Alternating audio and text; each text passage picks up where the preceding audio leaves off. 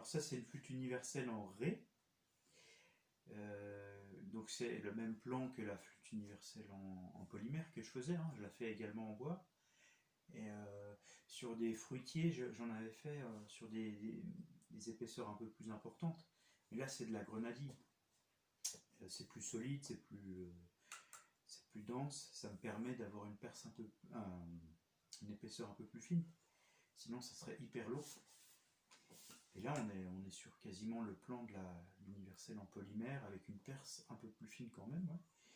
Parce que c'est plus puissant, donc avec une perce plus fine on a des aigus plus aisés, un peu plus d'attaque.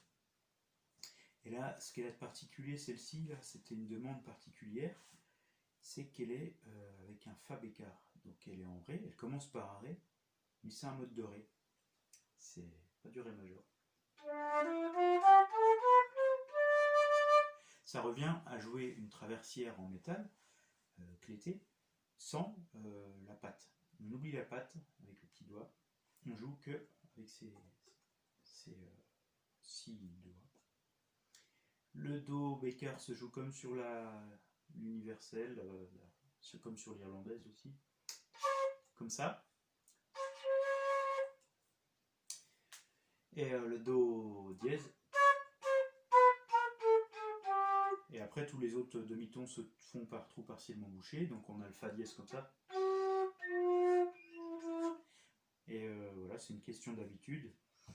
Ce que je préconise sur l'universel, et que j'ai jamais précisé dans une vidéo, c'est que je joue en Piper's Grip.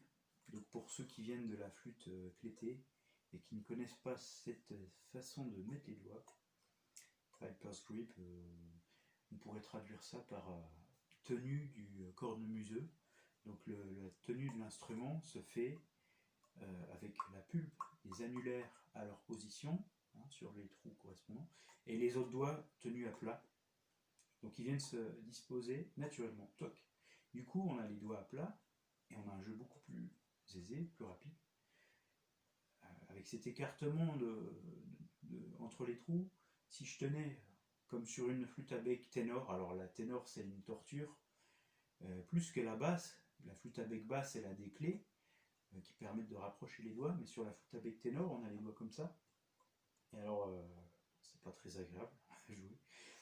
Et là vraiment si on veut jouer à l'aise, hein, comme sur le bansuri, le kenacho ou toutes les grandes flûtes traditionnelles, on va mettre les doigts, toc, ils vont se mettre naturellement. Et bon bah qu'est-ce que je voulais dire pour ce que j'ai jamais précisé en vidéo. L'universel par défaut elle a une coulisse, d'accord, ça permet de mieux nettoyer l'intérieur, ça permet de l'accorder.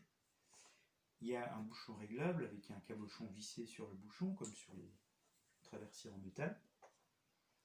Et là, elle a une housse capitonnée là, que j'ai dans des cartons que je ne vais pas vous montrer, mais voilà.